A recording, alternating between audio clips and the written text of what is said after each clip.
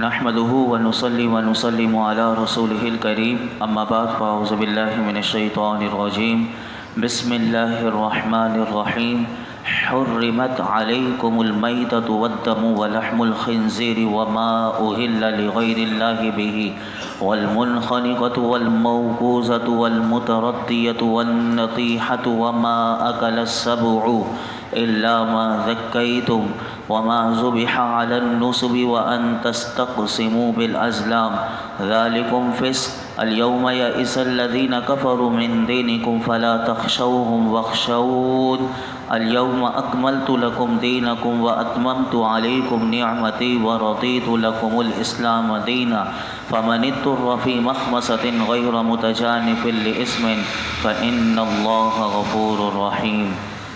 تم پر حرام کر دیا گیا ہے مردار اور خون اور سور کا گوشت اور وہ جانور کہ جس کے ذبح کے وقت غیر اللہ کا نام پکارا گیا ہو، اور وہ جو گلا گھونٹنے سے مرے، اور وہ جو بغیر دھاری دار چیز کی چوٹ سے مارا جائے، اور جو بلندی سے گر کر مرا ہو، اور جو کسی جانور کے سینگ مارنے سے مرا ہو، اور وہ جسے کسی درندے نے کھا لیا ہو مگر درندوں کا شکار کیا ہوا، وہ جانور جنہیں تم نے زندہ پا کر ذبح کر لیا ہو، اور جو کسی بت کے آستانے پر ذبح کیا گیا ہو، اور حرام ہے کہ پانسے ڈال کر قسمت معلوم کرو، یہ گناہ کا کام ہے۔ آج تمہارے دین کی طرف سے کافر نا امید ہو گئے تو ان سے نہ ڈرو اور مجھ سے ڈرو۔ آج میں نے تمہارے لیے تمہارا دین مکمل کر دیا اور میں نے تم پر اپنی نعمت پوری کر دی اور تمہارے لیے اسلام کو دین پسند کیا، تو جو بھوک پیاس کی شدت میں مجبور ہو، اس حال میں کہ گناہ کی طرف مائل نہ ہو، تو وہ کھا سکتا ہے، بے شک اللہ بخشنے والا مہربان ہے۔ یہاں اللہ رب العالمین نے گزشتہ آیت میں حلال جو چوپائے تھے فرمایا کہ یہ تو تمہارے لیے حلال ہیں، لیکن کیا چیزیں تمہارے لیے حرام ہیں۔ اس آیت مبارکہ میں 11 چیزوں کا بتا دیا کہ جو حرام ہیں، جن کا استعمال نہیں کر سکتے۔ وہ 11 چیزیں ہمیں یاد ہونی چاہیے۔ نمبر 1، مردار کہ جس جانور کے لیے شریعت میں ذبح کا حکم ہے، جیسے کہ قربانی کے دنوں میں آپ علماء سے سنتے ہیں کہ جو قربانی کے جانور حلال ہیں اور انہیں ذبح کر کے انسان کھا سکتا ہے، تو جو ذبح کے حکم میں ہیں اگر وہ بغیر ذبح کے مر جائیں تو وہ مردار کہلاتے ہیں، تو وہ حرام ہیں، اسے استعمال نہیں کر سکتے۔ نمبر 2، جانور کے جب ذبح کیا جاتا ہے جو بہنے والا خون ہوتا ہے تو وہ بھی حرام ہے، اس میں یہ 2 ذکر ہوا۔ نمبر 3، سور کا گوشت اور سور مکمل یعنی اس کے تمام اجزاء حرام ہیں، اس سے کوئی نفع نہیں اٹھا سکتے۔ نمبر 4، وہ جانور کہ جس کے ذبح کے وقت غیر خدا کا نام لیا گیا ہو۔ زمانہ جاہلیت کے لوگ جو تھے وہ بتوں کے نام پر جانور ذبح کرتے تھے، اور جس جانور کو ذبح اللہ کے نام پر کیا گیا ہو، بڑا غور سے سنیے گا یہ جملہ، بعض لوگ وما اہل بہ لغیر اللہ پڑھ کر سناتے ہیں، علماء نے جو اس کے معنی لکھے وہ آپ سنیے گا غور سے۔ فرمایا کہ جس جانور کو ذبح اللہ کے نام پر کیا گیا ہو مگر دوسرے اوقات میں وہ غیر خدا کی طرف منسوب رہا، وہ حرام نہیں۔ جیسے کہ عبداللہ کی گائیں، جیسے قربانی کے دنوں میں لوگ کہتے ہیں کس کی گائیں؟ بھائی عبداللہ کی ہے، عبد الغفور کی ہے یا عبد الماجد کی ہے، لوگ اس کے نام لے کر بتا دیتے ہیں، تو یہ ذبح سے پہلے کس کی طرف منسوب رہا؟ وہ غیر خدا کی طرف منسوب رہا۔ یعنی یہ تو نہیں کہ یہ اللہ کی گائیں ہیں، کوئی یہ نہیں کہتا قربانی کے دنوں میں، تو اسی طرح وہ حرام نہیں ہو جاتی۔ اب یا کسی سے پوچھا جاتا ہے یہ گائیں کون لایا ہے، یہ جانور کون لایا، تو پھٹ سے لوگ بتاتے ہیں میں لایا، اتنے لاکھ روپے کی لایا، اس طرح لوگ بتاتے ہیں اپنی طرف باقاعدہ منسوب کرتے ہوئے۔ تو اسی طرح عقیقے کا بکرا ہو تو بتایا جاتا ہے کہ یہ دیکھو میرے بیٹے یا بیٹی کے عقیقے کے لیے میں بکرا لایا۔ اسی طرح کوئی جانور لے کر آتا ہے، اس کی برادری بڑی ہوتی ہے تو وہ پوچھا جاتا ہے بھئی یہ کس کا جانور ہے؟ لوگ بتاتے ہیں میرے بیٹے کا ولیمہ ہے تو میں اس کے لیے جانور لایا. لوگ کہتے نہیں کہتے؟ اب یہ اس کو منسوب کس کی طرف کیا؟ غیر خدا کی طرف. تو یہ سب جائز ہوتا ہے، اس کو ذبح بھی کیا جاتا ہے، اس کو پکا کر سب کھا جاتے ہیں. لیکن اگر کسی کو یہ پتہ چل جائے کہ اگر 11ویں والے مہینے میں یا 12ویں والے مہینے میں یا خواجہ صاحب کے مہینے میں اگر کوئی جانور لے کر آ گیا اور کہا جائے یہ جانور کس کا، تو کہا کہ غوث پاک کی نیاز کے یہ جانور ہے، تو یہ اللہ اللہ اس کو کھانا یہ شرک ہو جائے گا. تو یاد رکھیے یہ وہ لوگ ہوتے ہیں کہ اب جو بقرعید کے دنوں میں ولیمے میں بکرے میں وہ جائز ہو گیا، عقیقے کا بکرا وہ جائز ہو گیا، اور جس کو نسبت اللہ کے ولی کی طرف ہو گئی، جس گائے کو نسبت میرے آقا کی طرف ہو گئی، تو پھٹ سے لوگ بول دیتے ہیں کہ یہ آیت پڑھ کر باقاعدہ لوگ سناتے ہیں. دیکھو قرآن میں آتا ہے وما اہل بہ لغیر اللہ، تو اس کا ترجمہ غلط کرتے ہیں. آپ کو میں کہتا ہوں تمام تفاسیر کو علماء نے یہاں لکھا کہ تمام معتبر تفاسیر میں اٹھا لیجئے، اس کا ترجمہ یہ ہے کہ جس کو بوقت ذبح غیر اللہ کا نام لیا گیا. اگر کوئی ذبح کرتے وقت غوث پاک کا نام لیتا ہے یا ذبح کرتے وقت اپنے بیٹے کا نام لیتا ہے، ذبح کرتے وقت اگر رسول اللہ کا نام لیتا ہے، تو یقیناً وہ حرام ہو گیا. وہ جانور نہیں کھا سکتے، اس کا گوشت نہیں کھا سکتے، اس کی بریانی بنے، قورمہ بنے، کچھ بھی بنے، نہیں کھا سکتے. لیکن ہر صاحب ایمان یہ جانتا ہے کہ جب ذبح کیا جاتا ہے تو ہر ایک باقاعدہ بسم اللہ اللہ اکبر باقاعدہ پڑھتے ہیں.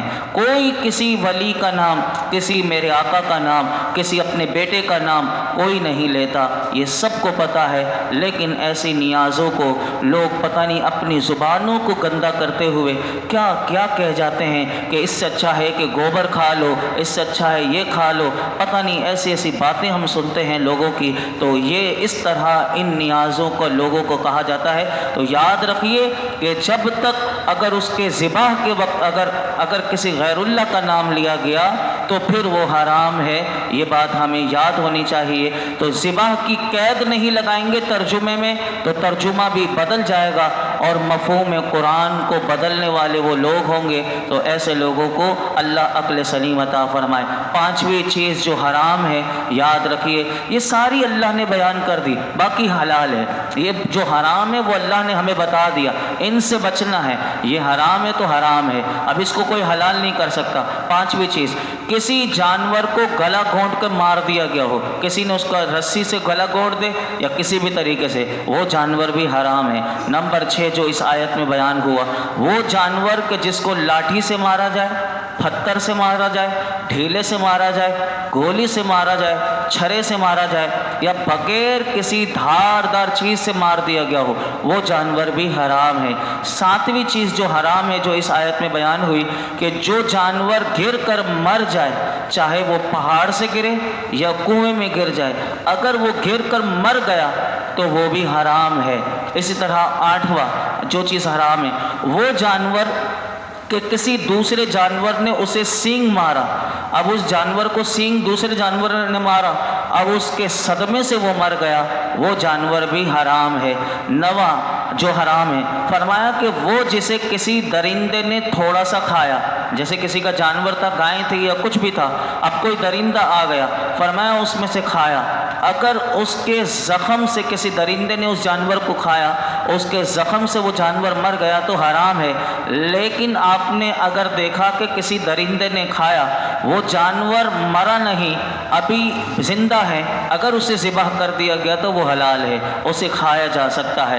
لیکن اگر وہ اسی جانور کے درندے سے کھانے سے اس کے زخم سے تکلیف سے مر گیا تو وہ حرام ہے. تو اسی طرح 10ویں چیز جو حرام ہے وہ یاد رکھیے گا کہ وہ جو کسی بت کے تھان پر بطور عبادت کے ذبح کیا گیا ہو، جیسے کہ اہل جاہلیت نے کعبہ شریف کے گرد 300 بت کو پتھر وہ نصب کیے ہوئے تھے جن کی وہ عبادت بھی کرتے تھے، اور انہی بتوں کے سامنے جا کر وہ جانور کو ذبح اس نیت سے کرتے تھے کہ تعظیم اور تقرب یعنی ان بتوں کا حاصل ہو، اس لیے ذبح کرتے تھے. تو یاد رکھیے کہ یہ بھی بات یہاں پر فٹ کی جاتی ہے. تو تم بھی تو دیکھو، تم اولیاء اللہ کی جو نیاز پکاتے ہو، تمہارا مقصد کیا ہے؟ تو ہم کہتے ہیں ہمیں اللہ ان کا قرب و فیض ملے۔ تو پہلے تو یہ دیکھیے کہ وہ بتوں کو سمجھتے کیا ہیں۔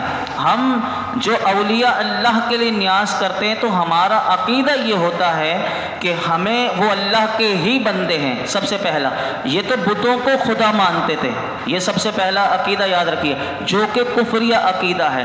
اب آئیے دوسری بات کہ ہم جو اولیاء اللہ سے قرب ہمیں ملتا ہے تو ہم انہیں اللہ کا بندہ ہی سمجھتے ہوئے اور اس نیت سے کہ ہم جو ذبح کریں گے اور جو نیاز پکائیں گے اس پر اللہ سے امید ہوتی ہے کہ اس پر وہ ہمیں ثواب عطا کرے، اور وہ ثواب ہم ان کی روحوں کو ایصال ثواب کرتے ہیں، اور اس سے وہ اللہ کے بندے، کیونکہ المرء ما من احب، کہ جو جس سے محبت کرتا ہے قیامت کے دن اس کے ساتھ ہوگا۔ تو ہم اولیاء اللہ سے محبت اس لیے کرتے ہیں کہ وہ اللہ کے نیک بندے ہیں، تو قیامت کے دن اللہ ہمیں ان کا قرب نصیب فرمائے، تو اس لیے ہم ان کی نیاز اور ان کے مزارات پر حاضری کا دینے کا کانسیپٹ یہی ہے۔ 11ویں چیز جو حرام ہے وہ یاد رکھیے، کسی کام وغیرہ کا حکم معلوم کرنے کے لیے پانسا ڈالنا۔ زمانہ جاہلیت کے لوگ یہ کرتے تھے کہ جب کسی سفر پر جانا ہوتا یا جنگ یا تجارت یا نکاح، تو وہ ہمارے لیے تو استخارہ ہے، لیکن یہ کیا کرتے تھے، یہ کرتے تھے کہ وہ 3 تیر بنایا کرتے تھے، اس پانسے کے طور پر اس کو استعمال کرتے تھے، اور ایک میں ہاں ہوتا تھا ایک میں نہ ہوتا تھا، جو ان کا نکلتا تھا اس کے مطابق عمل کرتے تھے، اور اس کو اللہ کا حکم بھی سمجھتے کہ یہ جو ہم نے تیر چلایا یا پانسا چلایا جس میں ہاں نہ آیا، یہ اللہ کی طرف سے ہمیں حکم ملا، اس کو منع کر دیا گیا اور ان سب کی ممانعت کر دی گئی۔ اسی آیت میں فرمایا الیوم اکملت لکم، تکمیل دین کے حوالے سے یہ آیت مبارکہ حجت الوداع کے دن، عرفہ کے دن 9 ذی الحجہ کو جمعے کا دن تھا، عصر کے بعد الیوم اکملت لکم یہ والی آیت نازل ہوئی، اور اس میں بتا دیا گیا کہ حرام و حلال کے جو احکام ہیں وہ تمہارے لیے بیان کر دیے گئے، اور قیاس کے قانون سب مکمل کر دیے گئے۔ اس لیے اس آیت کے بعد پھر کوئی حرام و حلال کی آیت نازل نہیں ہوئی، قرآن کی ساری آیتیں اس سے پہلے نازل ہو چکی تھیں۔ لیکن یہ بھی یاد رکھنا چاہیے، مفسرین کہتے ہیں اس کے بعد ایک اور آیت بھی نازل ہوئی تھی، واتقوا یوما ترجعون فیہ الی اللہ، لیکن اس میں واعظ و نصیحت تھی اور وہ واعظ و نصیحت پر مشتمل تھی، یہ آیت نازل ہوئی۔ اسی طرح اللہ رب العالمین نے جو یہ آیت نازل کی الیوم اکملت لکم، اس کے بارے میں بخاری شریف اور مسلم شریف میں ایک حدیث پاک آتی ہے، وہ بھی میں آپ کے سامنے رکھ دیتا ہوں۔ حضرت عمر رضی اللہ تعالیٰ عنہ کے پاس ایک یہودی آیا اور اس نے کہا، اے امیر المؤمنین، آپ کی کتاب میں ایک آیت ہے، اگر وہ ہم یہودیوں پر نازل ہوئی ہوتی تو ہم اس کے نازل ہونے کو عید منا لیتے، یعنی اس دن وہ عید کا دن ہمارے لیے ہوتا، کیونکہ وہ آیت اتنی ہمارے نزدیک یعنی بڑی عظمت والی آیت ہے۔ تو فاروق اعظم رضی اللہ تعالیٰ عنہ نے اس سے پوچھا کہ وہ کون سی آیت ہے، تو اس یہودی نے کہا، الیوم اکملت لکم دینکم واتممت علیکم نعمتی ورضیت لکم الاسلام دینا۔ تو آپ کے سامنے اس یہودی نے یہ آیت پڑھی تو آپ نے فرمایا، میں اس دن کو بھی جانتا ہوں جس میں نازل ہوئی، اس کے نازل ہونے کے مقام کو بھی پہچانتا ہوں کہ وہ مقام عرفات تھا اور دن جمعے کا تھا۔ تو یہاں سے کہتے ہیں کہ اس سے معلوم ہوا کہ کسی دینی کامیابی کے دن کو خوشی کا دن منانا اور یہ جائز اور یہ صحابہ کرام سے ثابت ہے، ورنہ حضرت عبداللہ بن عباس اور حضرت عمر فوراً صاف فرما دیتے کہ جس دن کوئی خوشی کا واقعہ ہو اس دن کی یادگار منانا یہ ہم بدعت سمجھتے ہیں۔ لیکن آپ نے حدیث پاک سنی کہ فاروق اعظم نے یہ نہیں کہا کہ ہم بدعت سمجھتے ہیں، بلکہ فرمایا میں اس دن کو بھی جانتا ہوں جہاں یہ نازل ہوئی، کو وہ یہ کہنا چاہتے تھے کہ یہ جس روز نازل ہوئی وہ تو پہلے سے ہی ہمارے لیے عید کا دن ہے، کیونکہ جمعے کا دن بھی عید کا دن ہے اور عرفہ کا دن تو ویسے ہی عید کا دن کیوں نہ ہو، کہ جس دن اللہ اس عرفات کے میدان میں آنے والے حاجیوں کو معاف کر دیتا ہے، جن کے گناہ معاف کر دیے جاتے ہیں، جو بالکل گناہوں سے پاک کر دیے جاتے ہیں، اس سے بڑا عید کا دن کون سا ہوگا کہ جس کے گناہ اللہ معاف کر دے۔ تو یہاں سے پتہ چلا کہ جس دن عید کا دن ہو تو اس دن خوشی منانا یہ صحابہ سے ہی ثابت ہے۔ تو بتائیے کہ جو اللہ کی سب سے بڑی نعمت ہو میرے آقا، تو پھر ان کا میلاد منانا وہ کیوں نہ ناجائز ہوگا، بلکہ وہ تو اولا جائز، اور اس دن خوشی منانا یہ تو عظیم اللہ کی نعمت پر شکر گزاری ہے، تو ہمیں اس کو یاد رکھنا چاہیے۔ اسی آیت میں وَأَتْمَمْتُ عَلَيْكُمْ نِعْمَتِي، میں نے تم پر اپنی نعمت پوری کر دی، اس سے مراد فتح مکہ ہے کہ اللہ نے فتح مکہ عظیم الشان عطا کی، اور پھر جو اسلام پھیلا ہے، اور وَرَضِيتُ لَكُمُ الْإِسْلَامَ دِينًا اسی آیت میں آیا کہ اللہ نے اسلام کو پسند کر لیا، اب اس کے بعد کوئی دین اللہ کے نزدیک معتبر نہیں۔ اس آیت کا میں خلاصہ پیش کر دوں کیونکہ آج ایک ہی آیت کا درس ہو چکا، کل انشاءاللہ زیادہ ہم سماعت کریں گے۔